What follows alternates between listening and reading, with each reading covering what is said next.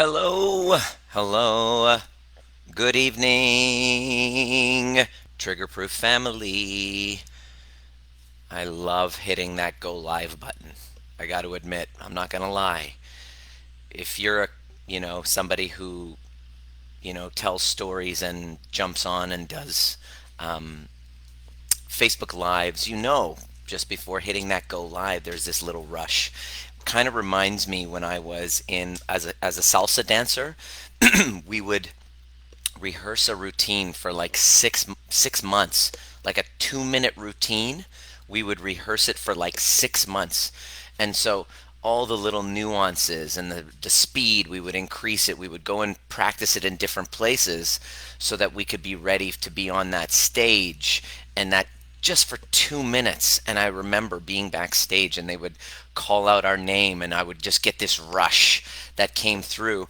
And I remember that nervousness, that anxious energy. It's funny, I'm talking to you about this. Is the foundation of a lot of the stuff that I teach now. Is I started to get accustomed to that feeling, that anxious feeling. Imagine, you're about to do a talk, or you're going to be on stage dancing and performing, and they're about to call your name. You start to feel this sickness, you start to feel anxiety. I started long ago, 10 years ago, 15 years ago, just being in the salsa community and training and performing.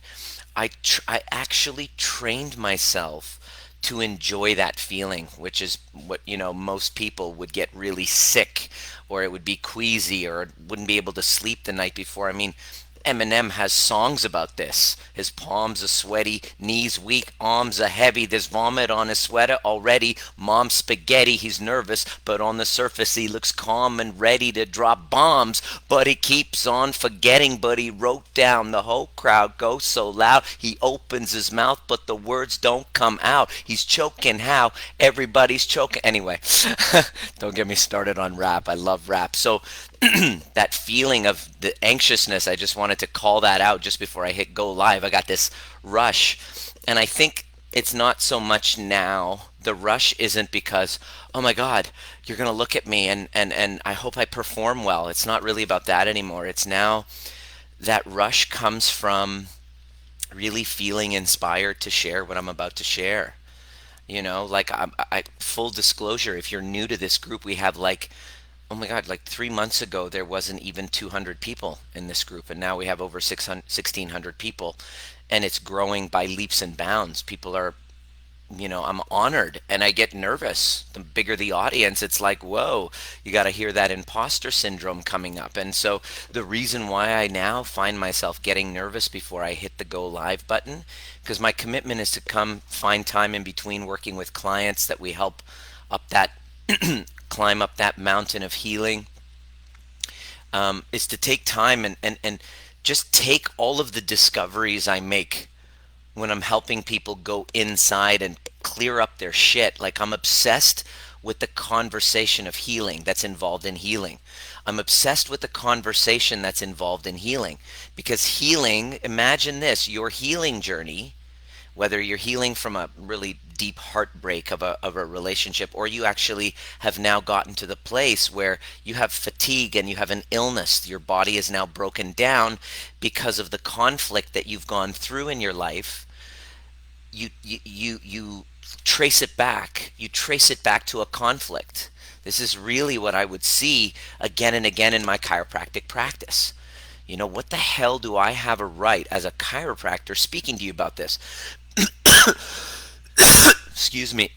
As my mom would say, "You're not a psychologist. What are you talking about this emotion? Why aren't you chiropractor? Why are you talking about this? Why aren't you?"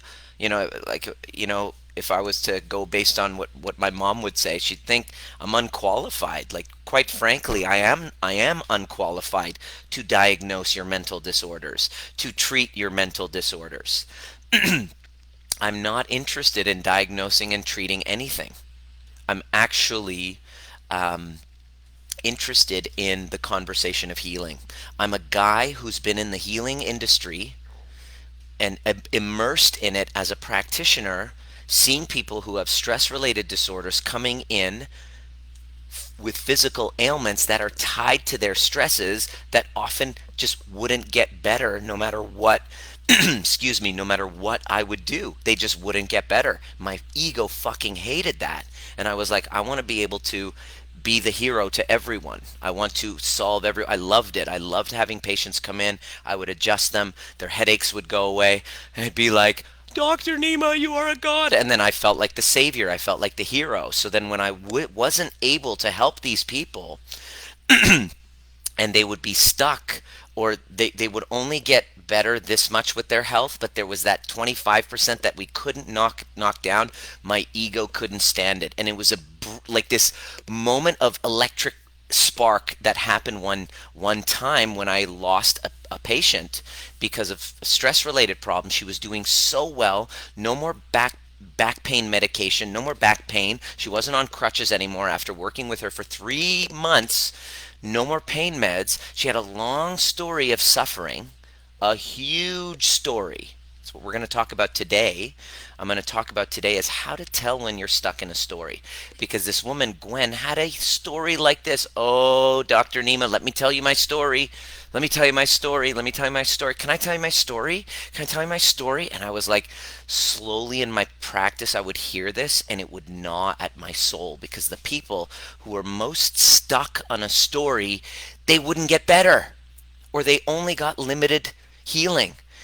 You cannot, I realize you cannot heal fully if you're stuck in a victim story. So what am I supposed to do now? I'm a chiropractor. I want to help. I can't keep taking these people's money and watching them deteriorate because they're stuck on a story. It wasn't congruent for me. So I started getting anxiety at work. I'm adjusting these people. They're telling their story. I had to pay the bills. So I'm like, okay. I'm adjusting them. And then I'm not able to look at myself in the mirror because these people don't just need a chiropractic adjustment, which is magical in and of itself to help regulate your nervous system. I'm not knocking chiropractic at all. It's just the business model of a chiropractic clinic. I can't sit there and do coaching with everyone and not really have a structure in place. So onwards began this journey to help. How do I help these people with their healing journey? So I would create these workshops called Life Skills for a Stressful World. And I noticed the patients that would come in and learn how to change their story would get better. Imagine that. You're a practitioner.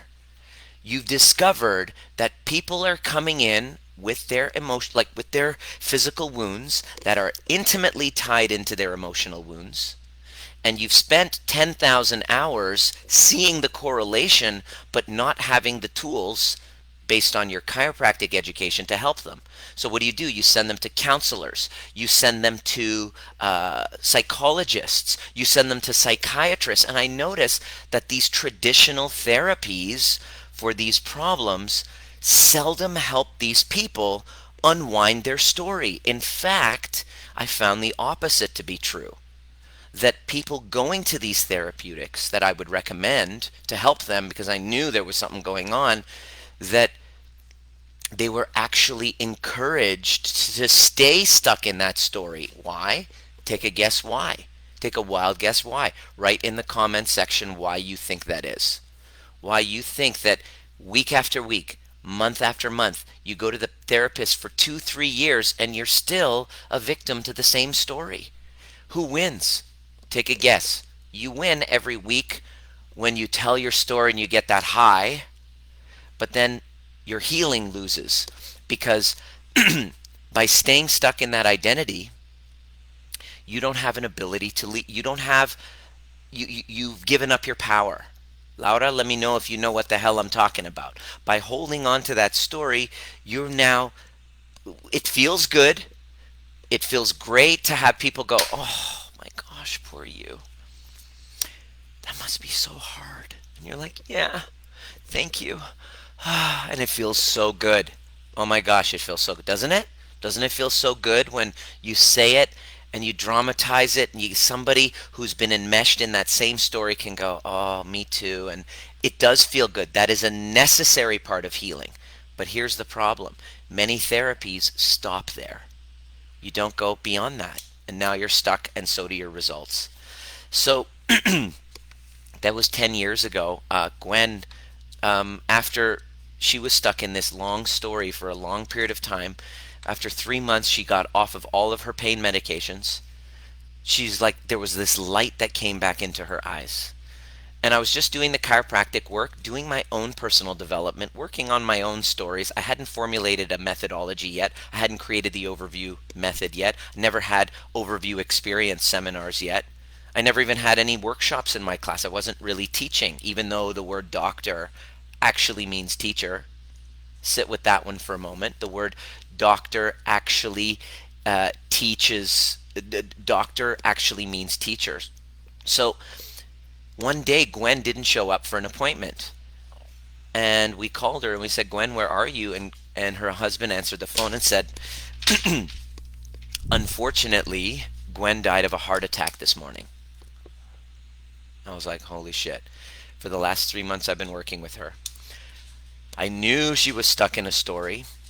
I bit my lip because I'm just the spine doctor, spine, the chiropractic. I didn't want to be, I had to stay in. This is what the psychologists say to me now. Stay in your lane. This is what many chiropractors will say to me now. Stay in your lane. Stay in the chiropractic lane. And I just couldn't stay in my lane anymore. In that moment, I decided I was going to get the fuck out of that lane and create my own lane. And whoever wanted to listen was free to. Whoever was pissed off by my observations, for what it's worth, 20 years of being a chiropractor, 15 at the time. And I said, I'm going to set out and I'm going to put together a methodology that helps people change the narrative change their narratives so that they can release their baggage, not have to live in a victim state, whether it's conscious or unconscious, and basically help take them on a spiritual journey, because that's really what healing is. And I used to be embarrassed and it was voodoo or non-scientific to say, but fuck, call it what it is. Your healing, whatever it is a spiritual journey.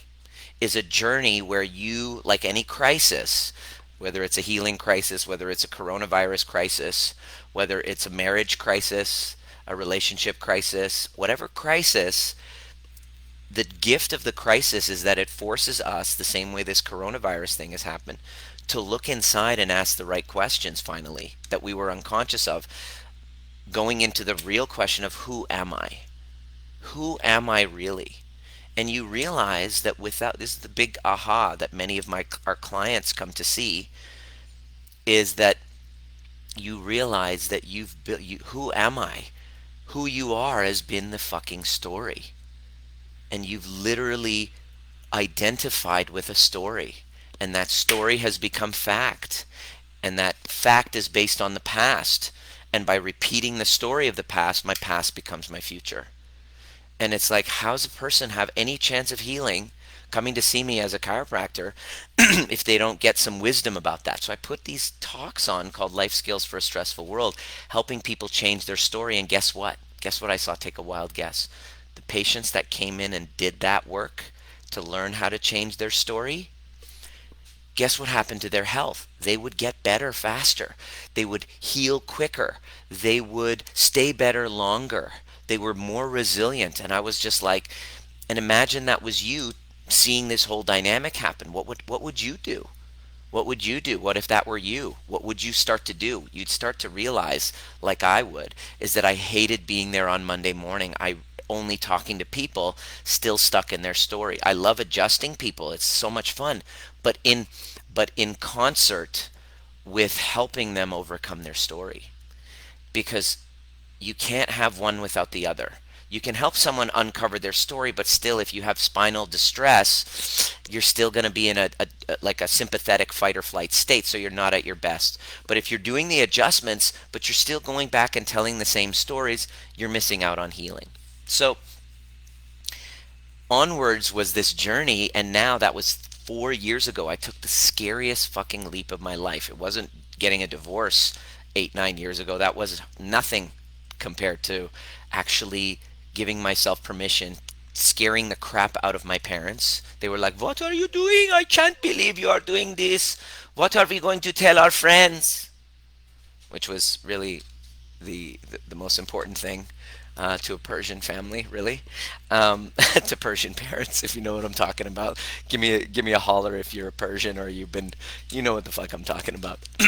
So, um, 4 years ago, I sold my practice and started to build a tribe, a community of self healers, people learning these skills of self regulation. And so, part of that is the biggest part of that, that's been the latest iteration, is over the last 2 years, where I have gone outside of changing the story here, and I realized that there was the missing link, is that you can do all the NLP and all the therapy and the coaching and the counseling and intellectualizing the changing of the story. But here's the main thing, guess what it is? There's still a story that your body is telling. It's still, when you're, no matter how you've intellectualized it, if you and I are in a room together and I raise my voice to you and call you by your full name with a raised voice, your body will tense up as though it was your father, for example. Do you know what I mean? What about the story in the body? So, over the last 2 years, I've taken this intellectual approach and I've learned how to embody it. And so, it took a lot of work for me, and that's when, but here's the greatest gift of that. Taking your journey from your head to your heart in your healing, going from psychotherapy, counseling, to embodiment work, putting somatic based tools to the cognitive work and merging them together has given one great gift. Number one, the gift of healing anxiety. Just being able to sit comfortably in your own body. Laura, who was on one of our group calls yesterday, she was like, I used to want to crawl out of my skin. I was so uncomfortable sitting where I am, but now I feel safe in my body. And she was picking at her skin or cutting things, and people pulling their hair. We see that kind of thing. One of the net results of really dedicating and committing yourself to the work is you start to feel safer in your body. You've stopped intellectualizing. And here's the other part, is that you now learn how to get into your heart to speak with people. And the thing is that you can tell when you're with somebody and you're talking to them by their tone of voice, by their posture, by the way that they're breathing, by their facial expressions, by the sound of their voice. You can tell if a person is full of shit or if they're in their heart. And once you start learning this, you become far more attuned to seeing authenticity in people. Our clients say so many, as a net result of doing this overview work and doing the work that we do in the program, which was just becoming trigger proof, essentially, which is honing your toolkit to be able to expand the space between stimulus and response so that you can have a choice in your experience rather than be governed by these unconscious complexes from your past wounds. You now have a say in changing your whole experience, and then your relationships change outside because the relationship with yourself starts to change. When you get this right, you go from I have no memories of my childhood to like, this is what we see. Everybody who starts with us says, I don't remember my childhood. This is the degree of dissociation, and it makes sense that if you don't remember your childhood, because often the traumas were so severe that it was actually safer to leave your body and not be present in order to not have to feel your feelings, because nobody modeled that behavior, nobody taught you. And so what we do is we basically guide people to go back and start their childhood over, reparent their wounded inner child, and change the story. Change the story cognitively, and then change the story in the body. So I wanted to leave you today with these telltale signs of how you can see if you're stuck in a story. Let me know if this is resonating with you. If you're on replay, give me hashtag replay and what your biggest takeaway was, because I really want to continue this conversation. The goal of every training that I do, you'll notice, just by paying attention to me, I'm going to be bringing you into the present moment. Just by paying attention to this, instead of numbing yourself with social media, you stay on these broadcasts and you stay in the conversation. You will feel more in your heart. You'll feel more in your feelings. Sometimes that'll be uncomfortable, but so what? You're actually able to feel yourself. You'll be more present. You'll be able to expand that space between stimulus and response. So just keep paying attention, and that's what I'm committed to teaching the peeps.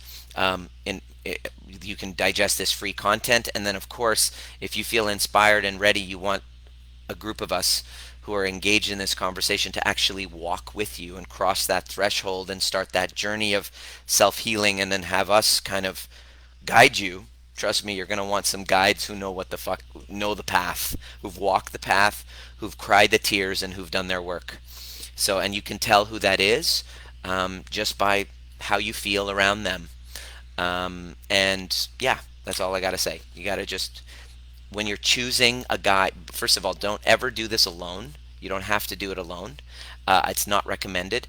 Don't think that you can get the answers by watching a YouTube video or one of these, just one of these, or listening to a podcast. That's not the same as doing the work. So this is going to give you some perspective. So when you get this part right, you'll be able to self-assess. Self-assessment is a skill. Self-awareness, self-assessment is the first skill towards changing your life, because most of the time you're unconscious. So what are your developmental states, and where are you? Are you ready? Are you ready for it? Samantha, what's up, sister? Love my peeps. And also, if you have had experience and you're one of the clients, please don't hesitate to share your experience, because there's a lot of stuff out there. There's a lot of noise on social media, and I pride myself in creating content that actually helps to awaken people and give offers that keep guiding people back to themselves. So on every call, I'm gonna, if this resonates, you got to obey that inner voice, and you feel that pull, there's going to be an offer for you to actually receive our help. That's what we're here. That's my purpose on this earth. So tell me which one of these resonate with you. My clients that are here, you guys are well versed in this stuff, so you'll know. You're probably great at pinpointing it out and noticing what state you're in. But there's 3 developmental states that you're going to go in. Okay? And whether you have a chronic illness, whether you are struggling in your relationship, whether you're like in that limbo state, you're like, should I stay? Should I go? Or you're like, I don't know what to do about my life, and I don't know what my purpose is. Or you're having a health crisis that you don't know where to turn, or you're noticing these same patterns. You're dating the same type of person. You're in these codependent patterns, and you really want to free yourself. Everybody says, how do I break this pattern? How do I break this pattern? It first starts with the awareness of where you are. So your first state is developmental state that we go into is our wounded child. And that's you between the ages of 0 and 5, 7. Okay? There's a wounded child inside of you that when you get into story, when you get triggered and you get activated, you will be knocked back into a reactive wound, into the developmental state of a child. If you have noticed the times when you get into arguments with your loved ones and you're sitting there going, this person feels like a fucking child. Let me know if you know what I'm talking about. Or if you're kind of willing to get real and vulnerable, how often have you noticed you acting out like a little child? Well, there's a neuroscience behind that, is because when you get activated by something of an old wound when you were 0 to 6, 7, you literally get knocked back in and re-experience that trauma as if it were happening now. So let me give you an example. If I'm hanging out with you, and then all of a sudden I hear a male voice raise their voice at me, Nima, immediately you'll notice my body going into this fight or flight state, and I get knocked back into my wounded child. And the behavioral patterns you'll notice when you're in that state is you start to feel worthless. And when you feel worthless, you have no worth, you have no value, you start acting needy, and you start acting out of control, and you act out and you seek attention. And what happens is you idealize your partner. You have them on a pedestal. You idealize, this is the kind of idealistic partner you want, or which is really a surrogate parent. It's kind of like you want your partner to become the parent that you couldn't have. We tend to get into a relationship with people who remind us of the unloved parts of us with our primary caregivers. And so the wounded child is kind of like when you internalize, you have this trigger and you internalize. Okay? I'm worthless, I'm needy, you know, that's your first developmental state. Okay? Now, um, let me just see. I have some notes on this. So, the next event, let me know over the past few months. This is the question it's a check in question. Over the past few months, how often have you spent in the wounded child? Can you look back? Worthless, needy, acts out of control, seeks attention, idealizes their caretakers, and idealizes a partner. You have them up on a pedestal. This is a sign of a wounded child in you. Okay? This is one of the developmental states. And when you're there, you're going to start to notice your story. Nobody sees me. I'm not appreciated. Why are you not giving me attention? You're ignoring me. You should be supportive of me. Like, this is the wounded child. This is your language. Those are the stories you're telling when your nervous system has been activated and you've now been knocked back into a wound. Can you see that happening? That's why I call this trigger proof. Trigger proof doesn't mean triggerless. I get triggered constantly. The difference between now and me 2 years ago is that I'm much better at expanding that space between stimulus and response so that the trigger doesn't own me. And this is what the teaching is all about. This is all about self-regulation, which comes to first becoming aware of the behavioral patterns of your wounded child. So if you could write in the comment section where you have noticed yourself acting that way just in the last few weeks, okay? Have you been in that state? Second stage of development that you'll get into, which you'll have stories that run, is your adapted adolescent. See, we have this wounded child who had to adapt because they weren't seen and heard with parents that weren't attuned. Imagine, by the way, take a moment and take a pause and imagine what your life would have been like if your parents started prioritizing this education and healing their attachment wounds. Take a wild guess what would happen to your life. How would it be different? More on that later, because we're going to talk about your parenting as well, because your parenting becomes affected by this. You then can also get triggered if you've ever noticed yourself acting like an adapted adolescent. Adapted, we say adapted because they're adapting from the wounded child. So what do we do when we're adolescents and we're just living unconsciously from those wounds? What happens? Well, let me know if you can resonate with this. If you have any teenagers, you act like a teenager. You're arrogant. You're needless. Okay? You're hyper controlling. Okay? And here's the key.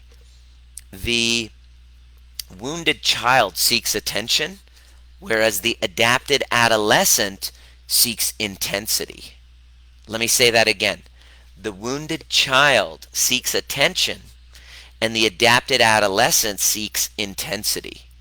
So it's interesting when I look back on relationships that I've been in and the colossal absolute fucking failures of relationships that I used to have, I realized that it was because I was showing up as a wounded child who was a victim, who then sought intensity.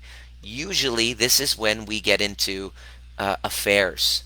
This is when we start to have extramarital stuff. We start texting. We start going on these dating apps behind the scenes, emotional affairs, fantasies, that kind of thing, is because the adapted adolescent within us seeks intensity. I'm on group calls, and I have a coaching group, men's group, with Neil Strauss, who is the writer, New York Times bestselling author of the book The Game. And I'm a group of men, and what we just do is I see them really the main conversation that they're all having, guess what it is infidelity with their wives, and the way that they're like they were caught and they're here to work through that and to better themselves. And so I'm constantly engaged in this conversation. This is a fascinating conversation. Why, as a chiropractor? Because not getting this right will impact your health. I guarantee you that if you're dealing with a chronic problem, my certainty by this exceeds your doubt. Okay? I don't care what your diagnosis is, it's being impacted by these stories. Your adapted adolescent, when you're in that stage, you are seeking intensity. And just like the wounded child seeks to idealize the caretakers or partners, uh, when you're in your adapted adolescent, that's when you feel disillusioned by your partner and caretaker. Let me say that again. The wounded child idealizes their caretakers and partners, whereas when you're knocked into the stories, to the being of your adapted adolescent part of you, um, and you haven't learned to heal that, what happens is the adapted adolescent drives the bus, and you start showing up in your relationship feeling disillusioned, feeling like just disillusioned. Disillusioned is your adapted adolescent. Now, here's my question. Over the last 3 months, especially since coronavirus came up and hit, which completely alters your nervous system, and depending on the level of the tone of my sympathetic nervous system, parasympathetic, depending on that balance, whether I'm in what we call ventral state, which is kind of connection and safety, sympathetic state, which is like frustration and fear, and fight and flight, or dorsal, which shut down and check out. Depending on where I am, my story will be the wounded child or the adapted adolescent. Does this make sense? But cry and connect with her and bring her into my heart space. Great, great work, Angie. That's a great start. Beautiful. And that's a lifelong journey. This is part of the work that we do, is really going into the advanced versions of those inner child meditations and inner child work. It's like advanced stuff. So you pay attention. This is going to be fun. Fun for you if you're already doing this. This is great. Last week I felt like I was being ignored. Exactly. Okay, great. So then there's the third. If you could be honest, just do a check-in. Where would you stand over the last week? It was a good reflective check-in. Because in order for you to become trigger proof, you must be good at self-awareness, self-assessment, without shame. Because most people, their egos won't let them see that's what how they've been showing up. But I don't care what your partner's doing. Um, I don't care what my partner's doing and how she's behaving. I don't want to say you. I'm going to talk about myself. I'm responsible for showing up as the functional adult, which is the third developmental stage. If you can change the rewiring, heal your attachment wounds, heal with that inner child, that's a part of it. Inner child work is a part of it. Changing the narrative cognitively and in the body. You can't skip one out. And learning the emotional mastery involved in all of that, plus empathic communication, so that you can feel seen and heard and then have somebody else feel seen and heard. Now you have a trigger proof toolkit, especially if you have a community around you supporting you and a mentor and a guide kind of walking you through. You now have a toolkit to expand that space and become the functional adult. Like Samantha, you're here. Samantha, for the longest time, is like, I'm not ready for a baby. My husband's ready for a baby. I'm not ready for a baby. But guess what's happening? And I can feel it and sense it, is that as she's healing those wounds with the wounded inner child and the adapted adolescent, which is time consuming thing, and it takes dedication and commitment, because you've been abandoning your inner child and adolescent ever since you were young. So you got to change that script and really get a committed conversation going with them. You start to show up as a functional adult. The wounded inner child feels worthless. The adapted adolescent feels arrogant, whereas the functional adult has esteem from within. The wounded inner child is needy. The adapted adolescent is needless. I don't care. I don't give a shit. I don't need a man. I don't need a woman. I'm good. That's adapted adolescent. Truth is, healthy interdependence. You know, need less, because the functional adult means communicating your needs. I acknowledge I have my needs. I'm not ashamed of them. I can share them powerfully. And listen, that because when I'm in my functional adult state, I can communicate my needs. End of story, right? Number three, the wounded inner child seeks attention, The wounded inner child acts out of control. The adapted adolescent is hyper controlling, and you're hyper controlling. That's your adapted adolescent. The wounded inner child acts out of control. The adapted adolescent is hyper controlling, whereas the functional adult is pretty flexible and moderate. Isn't like overly controlling, and it isn't like careless and needless. It's kind of flexible, adaptable. Remember, you're not here to become iron. You're here to become strong as iron, yet flexible as rubber. That's what becoming trigger proof is about. You become heart centered, so you're not tougher. Like I'm trigger proof. I'm tough. Men of iron, women of iron. We see that, and then we see these tough people. But you got to have iron as well as rubber. You got to also be as resilient as rubber. So you want to have both sides, right? And so the wounded inner child seeks attention.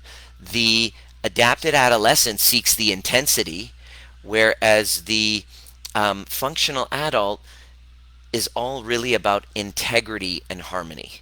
It's like, you know what? I'm going to choose the integrous approach rather than the one based on lies. And we lie because we're ashamed of ourselves. And so this is the work. This is the work to become that functional adult where it's based on integrity and harmony.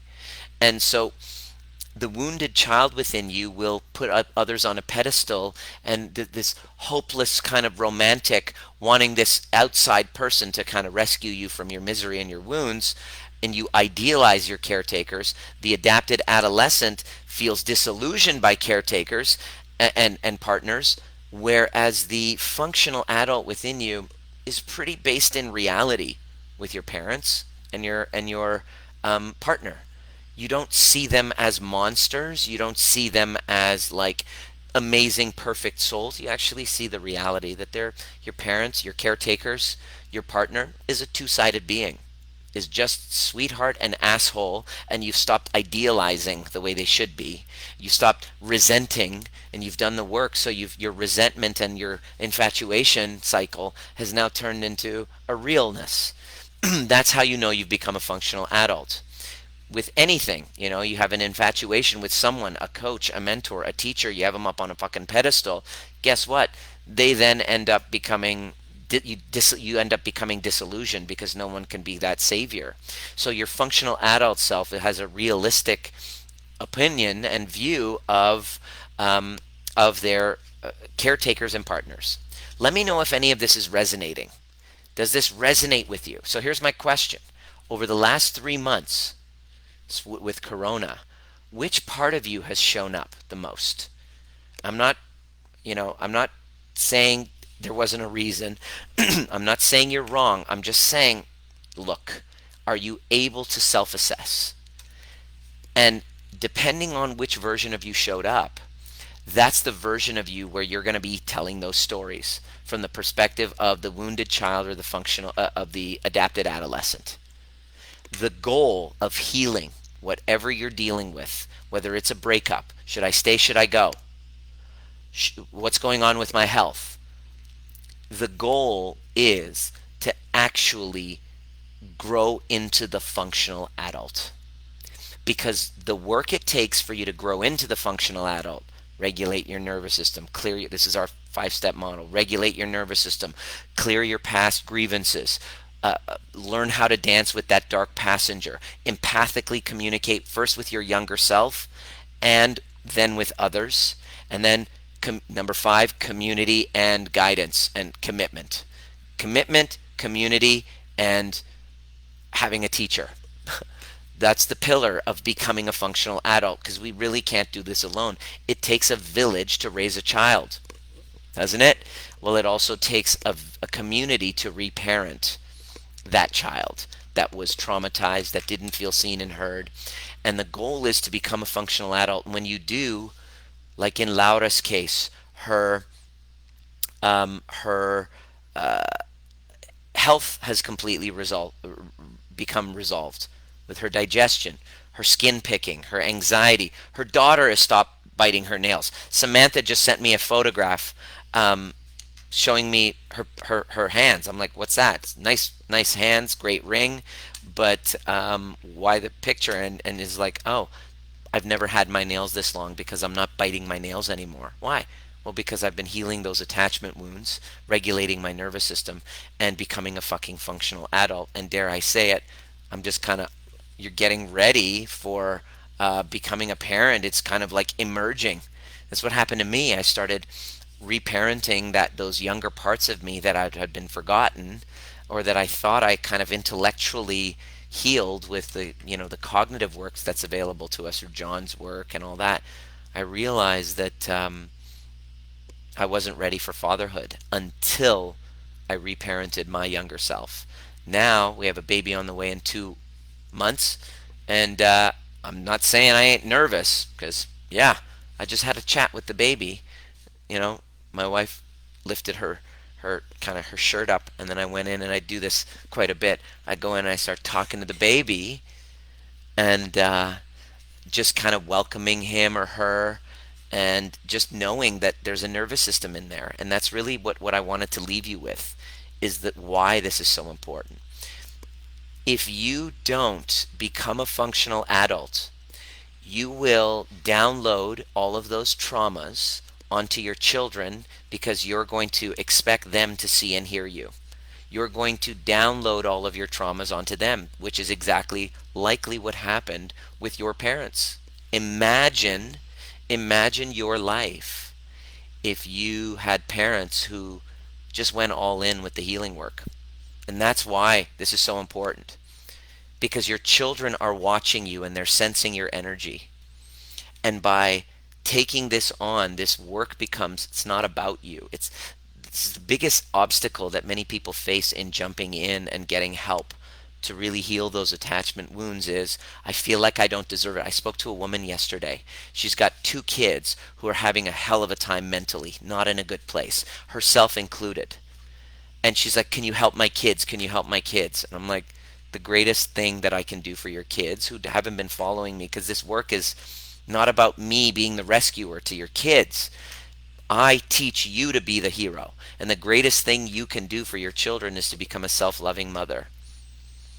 Because now you are taking responsibility, expanding that space between stimulus and response, and contributing to your children actually feeling seen, unlike the way that you weren't. You know what I mean? You weren't seen. In that way, you're able to break the cycle. And that's why this work is so important. So if this is resonating with you and you're ready, the work begins August 16th. I'm going to leave a link. It starts with inner child meditation with breathwork, where I teach you how to actually go inside and reconnect. And it's a beautiful practice in a community. And then we finish with breath work. And it's very powerful. So I'm going to leave a link there.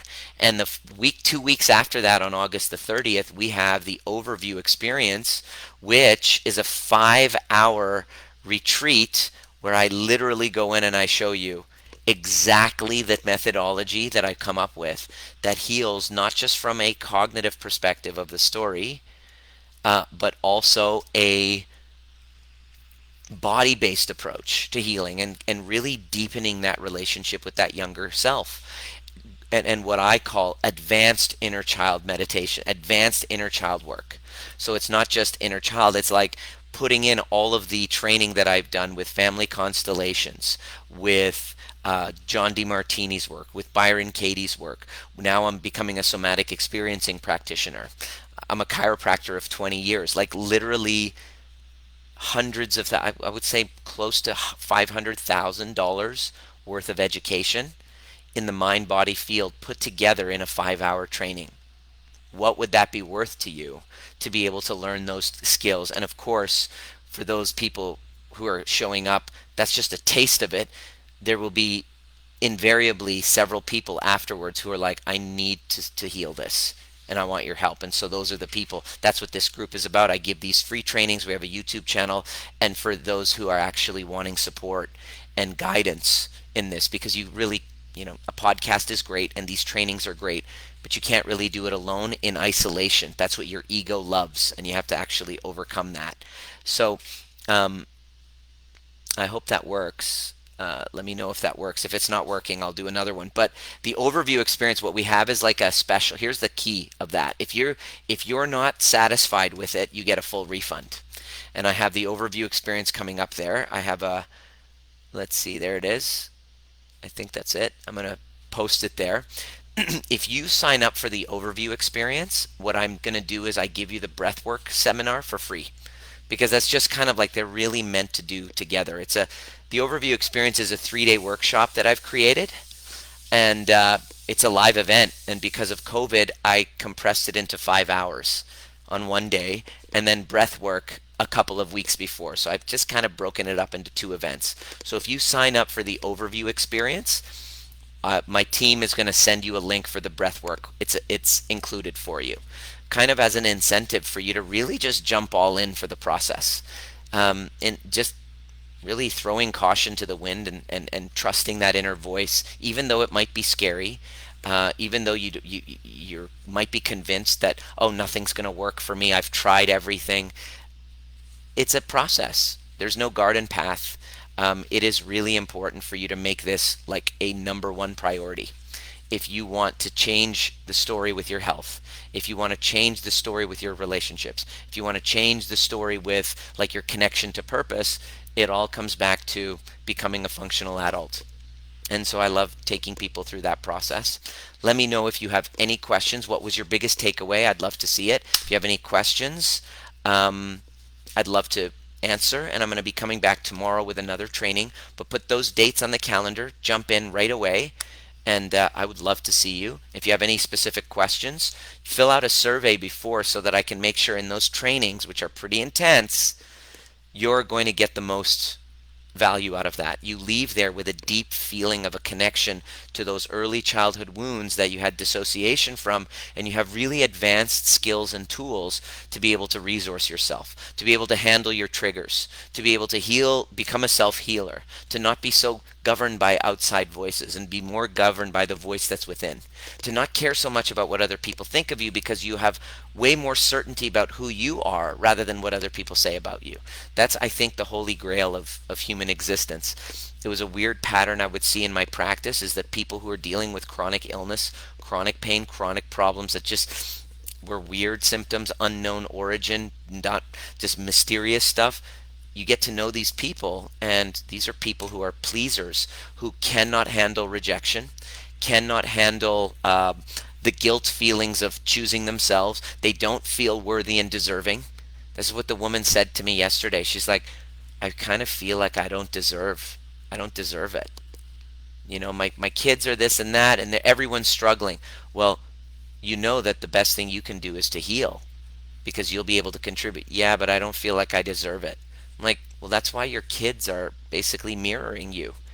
You want your kids to heal and do the work to heal, but you're not willing to do it yourself. It's completely incongruent. Your children are looking for you to lead them properly, not by talking, but by being, which involves confronting your fears. This whole process of becoming a functional adult kind of has to happen through your fears.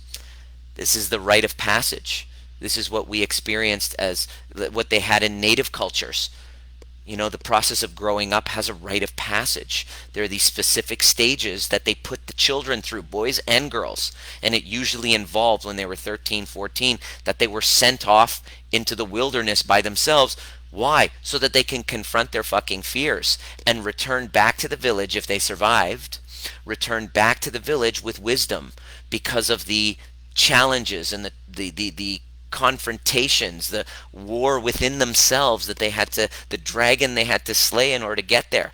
And then we've lost touch with these rites of passage, because we just give kids everything they want, and so they're not dealt with skills in order to handle adversity. We are not given skills to handle adversity, and so this is your journey becoming trigger proof, your journey of healing, your journey in creating a healthy relationship, all involves you making a commitment to growing the fuck up. And we all have parts of us that need growing up. and it's a lifelong process, and it's never ending, and it's a conversation that's probably the most inspiring conversation, because by doing it and by engaging in this, you're in the family right now, and you're part of my mission, which is to break the cycle of intergenerational trauma, because this isn't your fault. This isn't about victim blaming. It didn't start with you, and it didn't even start with your parents or your narcissistic ex-husband's parents either. This has been going on for a long time, and when you step outside and you unplug from the matrix, you realize there's really no one to blame.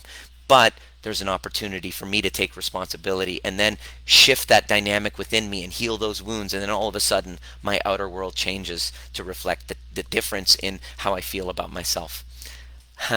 Breath work is not opening up correctly. Let me give you, thank you. Let me give you another one. And if it's not working, I'll make sure it works. Let's see. Boom. And if it doesn't work, then we'll try it again. But let me know what resonated most for you. Oh, I guess that didn't work either. So we'll figure that out. Breathwork and Badassery, actually just send me a link, and we'll get you signed up. And we'll see you at the next perfect time. Thank you for being here. What I want you to do is to think of about 3 or 4 friends that you know. Invite them in this group, number one, that you know really should listen to this, because they are struggling in their relationship, and they're having like a plateau in their health, and they're looking for the answer. But they're looking outside for the answer, and they're open to an asshole like me telling them, hey, why don't we start looking in now?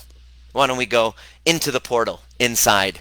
I know it's scary. I know there's things you'd rather not talk about, or you wanted to forget, and you're like, oh, it's all in the past. It's not in the past. Time does not heal all wounds. Time conceals them. And they're all we're carrying it around with us.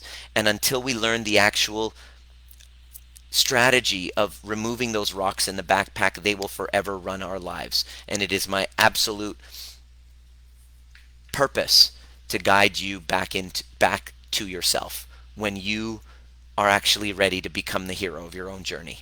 See you at the next